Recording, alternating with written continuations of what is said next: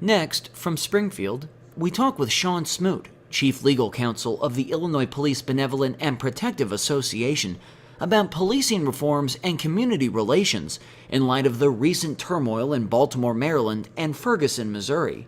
This runs about 15 minutes. Sean Smoot, thanks for joining us on the Illinois Channel. As everyone who follows the news is aware of, there have been all kinds of discussion about policing in light of Ferguson, in light of Baltimore. On the other hand, we've just had a police officer, 25 years old in New York, shot to death. So there's all kinds of issues here that we, the general population, have to understand and appreciate. There's been some legislation brought up here in Illinois to make some reforms, and you serve on the President's Commission on 21st Century Policing. Relative to Illinois, what can you tell us about some of the reforms that are being discussed? Well, the good news is on a national level, Illinois actually is doing very well compared to other states. So we certainly have to do, and there's more that we can do in terms of making sure that police departments are operating in a way that they continue to reduce crime and that they, at the same time, can build trust and relationships within communities. And so I've been working with Representative L.G. Sims in the House, who's the chairman of the House Judiciary Committee, and Senator Kwame Raoul, who's the chair, as you know, of the Senate Judiciary Committee, on a package of bills that we believe will help towards that end. Any specifics you can share as far as some of the things that might change? Well, I think, one of the most important pieces of legislation, which has already passed the House unanimously, is a bill that was sponsored by Representative Jihan Gordon Booth, which requires CIT, or crisis intervention training, for all law enforcement officers. That's an extremely important piece of legislation. It was one of many recommendations included in the task force report to President Obama. And the reason it's so important is because police officers often have to escalate their use of force, and in some cases tragically escalate it to deadly force when they're dealing with people who are suffering from mental illness, and only to find out later on, after the fact, that in fact that person had a mental illness. Obviously, police officers, when they arrive on the scene, they're faced with the situation in front of them. What CIT training does is assist officers in identifying people who are suffering with mental illness, and also makes them more comfortable and able to de-escalate situations in many cases, so that they don't have to use force, and certainly don't have to escalate use of force to deadly force.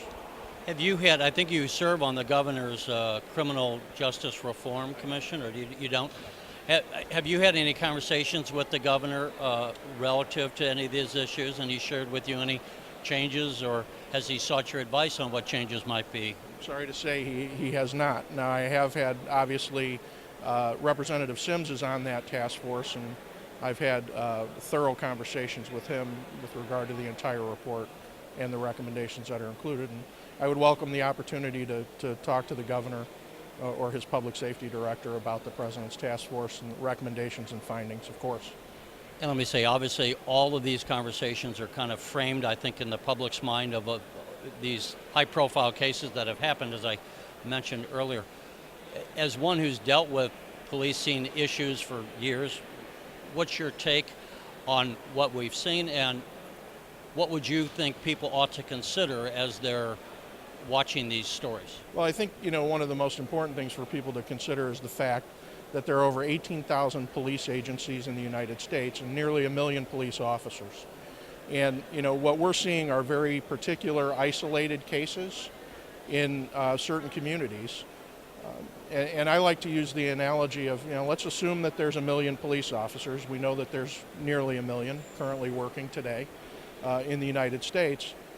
If one of them every day committed the types of acts that officers have been accused of recently, many which, by the way, after the press dies down and the investigation, an impartial investigation occurs, we find out, many of the facts weren't as they were initially reported.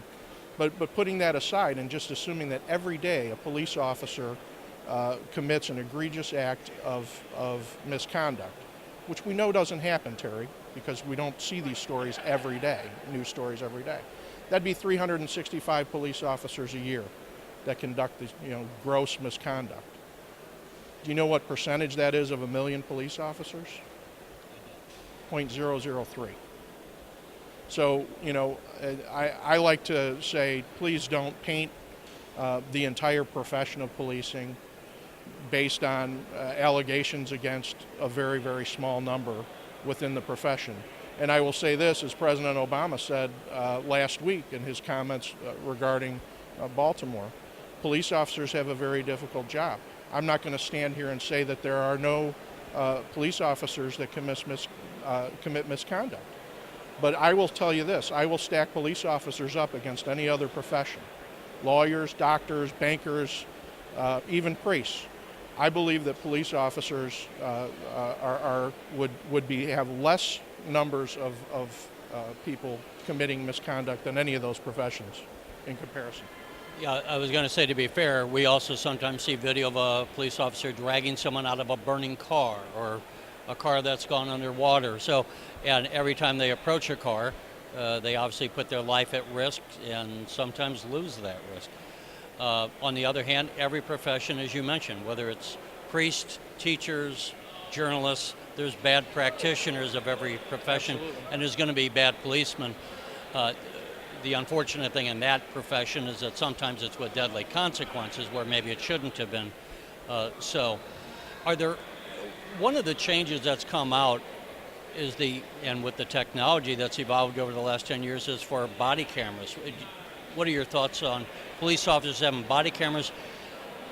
Because sometimes people make allegations against officers, which, as you said, we heard that in Ferguson. Sure. And so many of those allegations turned out not to be true. What are your thoughts on having body cameras on police officers? Well, I've actually been a proponent of the use of body-worn cameras for several years.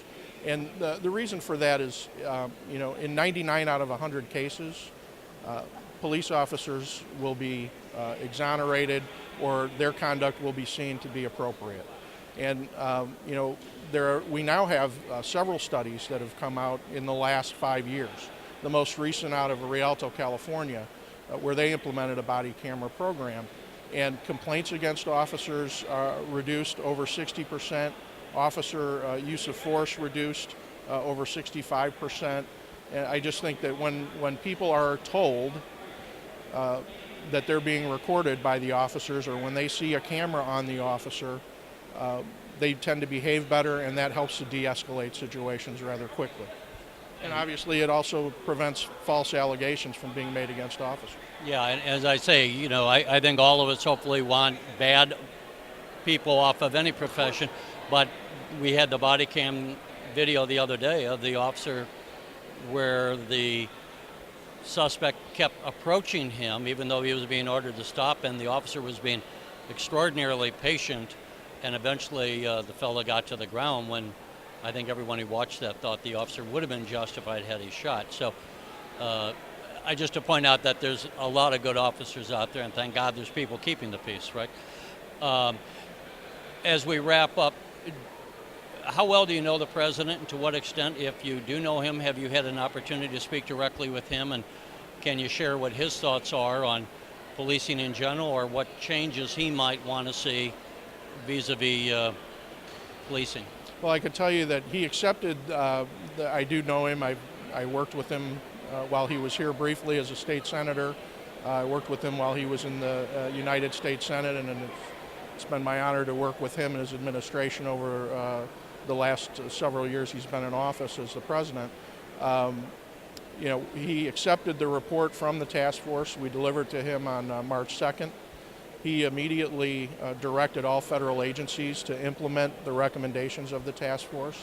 And I know that he is working with the Department of Justice and other agencies under his control to formulate ways that the federal government can assist states and local governments in implementing the recommendations and action items that were in the report. I thought it was very poignant of the president when he accepted the report, he made a public statement, and he pointed out just how difficult and his understanding of just how difficult policing is as a profession, and the fact that police officers really are the tip of the spear in terms of the criminal justice system. They're the face of a system that really needs a holistic review. And police officers often are victims themselves of policies that are formulated by politicians and city leaders and their departments, which, frankly, the rank and file officers don't have any input into. One last question. I just don't know what it would be like emotionally to be a police officer where, by virtue of your job, you're dealing on a daily basis with the worst people in the society. And I would think it would be hard to maintain an equilibrium of attitude, let's say. And then sometimes the only people that would understand where you're coming from are other police officers. So you tend to work with them, you tend to socialize with them.